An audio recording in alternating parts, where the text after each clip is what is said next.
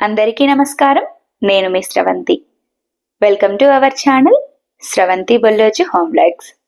ఈరోజు special recipe Tholi Ekadashi పండుగ రోజున స్పెషల్గా ప్రిపేర్ చేసుకునే వెంకటేశ్వర స్వామికి ఇష్టమైన ప్రసాదం రెసిపీని చూపించబోతున్నాను. ముందుగానే ఈ లడ్డు రెసిపీని మన ఛానల్లో ఫుల్ వీడియో అప్లోడ్ చేశాను.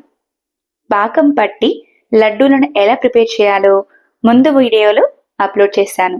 అలాగే పాకం తెలియని వారు అంటే వంట కొత్తగా ప్రిపేర్ చేసేవారు కూడా ఈజీ పద్ధతులలో లడ్డూలను ప్రిపేర్ చేసే విధంగా ప్రాసెస్ని చూపించబోతున్నాను.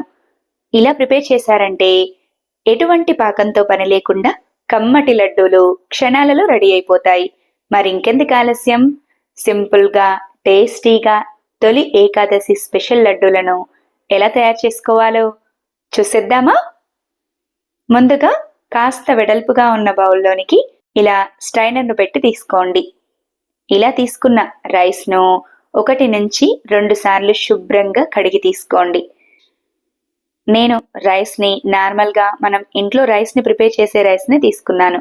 మీరు కాస్త పాత బియ్యాన్ని కూడా తీసుకోవచ్చు. ఇలా తీసుకున్న రైస్లోని ఎక్స్ట్రా వాటర్ అంతా పోయేంత వరకు అంటే 5 నుంచి 10 నిమిషాలు పక్కన పెట్టేసేయండి.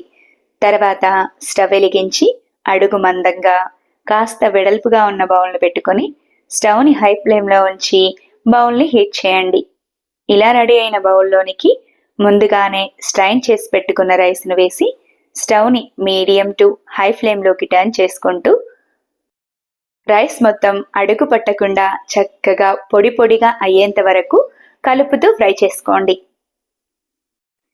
ఇవే లడ్డూలను రైస్తో కాకుండా కాస్త హెల్దీగా ప్రిపేర్ చేయాలనుకున్న వారు 1 కప్పు రైస్కి బదులుగా 1 కప్పు జొన్నలను కూడా అప్పటికప్పుడు అలాగే శుభ్రంగా కడిగి తీసుకొని పొడి పొడిగా లైట్ గోల్డెన్ కలర్ వచ్చేంత వరకు ఫ్రై చేసుకొని కూడా ఇలా రెడీ అయిన జొన్నలతో కూడా లడ్డూలను ప్రిపేర్ చేసుకోవచ్చు.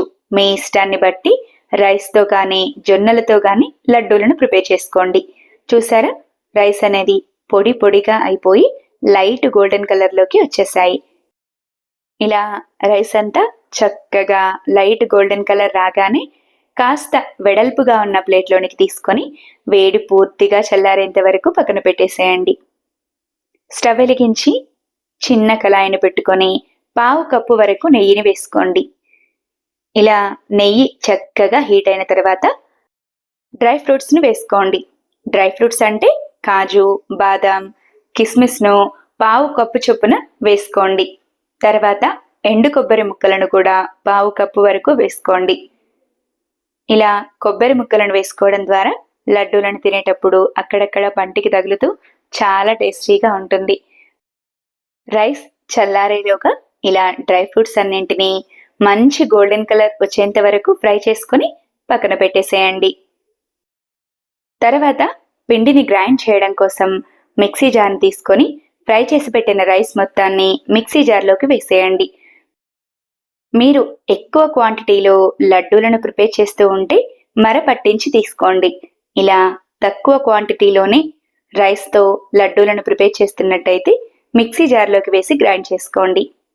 ఇలా రైస్ మొత్తాన్ని వేసుకున్న తర్వాత రైస్ని తీసుకున్న కప్పుతోటి సగం కప్పు వరకు పుట్నాలు, 1/2 కప్పు వరకు ఎండు కొబ్బరి ముక్కలను వేసుకోండి. ఇలా పప్పులు, కొబ్బరి వేసుకుంటే లడ్డూల టేస్ట్ మరి కాస్త పెరుగుతుంది. ఇలా పప్పులన్నింటినీ వేసుకున్న తర్వాత మిక్సీ జార్పై మూతను పెట్టి ఇలా మెత్తని పొడిలా అయ్యేంత వరకు గ్రైండ్ చేసుకోండి. ఇలా గ్రైండ్ చేసుకున్న పొడిలోనికి ముందుగా రైస్ని తీసుకున్న కప్పుతోటి 1/2 కప్పు వరకు సన్నగా తురిమిన బెల్లం తురుము, లడ్డూలు మంచి ఫ్లేవర్ కోసం 3 ఇలాచీలను వేసి మిక్సీ జార్పై మూతను పెట్టి మిక్సీని 1-2 డైరెక్షన్లు ఇస్తూ మెత్తని పొడిలా గ్రైండ్ చేసుకుని తీసుకోండి. ఇలా గ్రైండ్ చేసి తీసుకున్న రైస్ మిశ్రమాన్ని మొత్తం కాస్త వెడల్పుగా ఉన్న ప్లేట్లోనికి వేసుకోండి. ఇలా కాస్త వెడల్పుగా ఉన్న ప్లేట్లోనికి తీసుకున్న తర్వాత పొడి పొడిగా అయ్యేంత వరకు చేతులతో గట్టిగా ప్రెస్ చేస్తూ పిండి మొత్తాన్ని బాగా కలుపుకోండి. తర్వాత ముందుగా ఫ్రై చేసి తీసుకున్న డ్రై ఫ్రూట్స్ను, నెయ్యిని అలాగే పిండిలోకి వేసేయండి. నేను తక్కువ క్వాంటిటీలో నెయ్యిని తీసుకున్నాను కాబట్టి 2 టేబుల్ స్పూన్ల వరకు పాలను యాడ్ చేసుకొని పిండి మొత్తం కలిసేలా కలుపుతున్నాను. మీరు అప్పటికప్పుడు లడ్డూలను ప్రిపేర్ చేస్తున్నట్టయితే ఇలా నెయ్యి ఎక్కువగా వేసుకోవాలనిపిస్తే 2 టేబుల్ స్పూన్ల వరకు కాచి చల్లార్చిన పాలను వేసుకొని లడ్డూలను చుట్టుకోండి.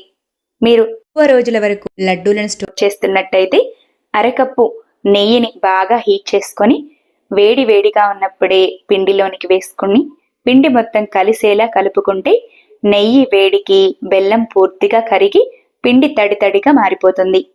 ఇలా రెడీ అయితే లడ్డూలు చుట్టడానికి వీలుగా ఉంటుంది. నేను తక్కువ క్వాంటిటీలోనే రైస్ని నెయ్యిని తీసుకున్నాను కాబట్టి 2 టేబుల్ స్పూన్ల వరకు కాచి చల్లార్చిన పాలను వేసుకొని లడ్డూలను ప్రిపేర్ చేస్తున్నాను.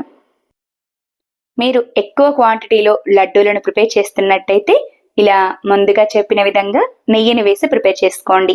ఈ లడ్డూలు నెల రోజుల వరకు నిల్వ ఉంటాయి. అలాగే కొద్దిగా పాలను వేసి లడ్డూలను ప్రిపేర్ చేశారంటే 4 నుంచి 6 రోజుల పాటు నిల్వ ఉంటాయి. సింపుల్గా టేస్టీగా ఎటువంటి పాకంతో పని లేకుండా తొలి ఏకాదశి స్పెషల్ లడ్డూలను ఎలా ప్రిపేర్ చేసుకోవాలో చూశారు కదా. నా వీడియో కనుక మీకు నచ్చినట్టయితే లైక్ చేయండి. ఇలాంటి మరెన్నో ఇంట్రెస్టింగ్, టేస్టీ, హెల్దీ రెసిపీస్ కోసం నా ఛానల్ని సబ్స్క్రైబ్ చేయండి. ఈ లడ్డూలను మీరు కూడా తప్పకుండా ట్రై చేసి ఎలా వచ్చాయో కామెంట్ చేయండి. Thanks for watching. Wait for new recipe daily 6 AM.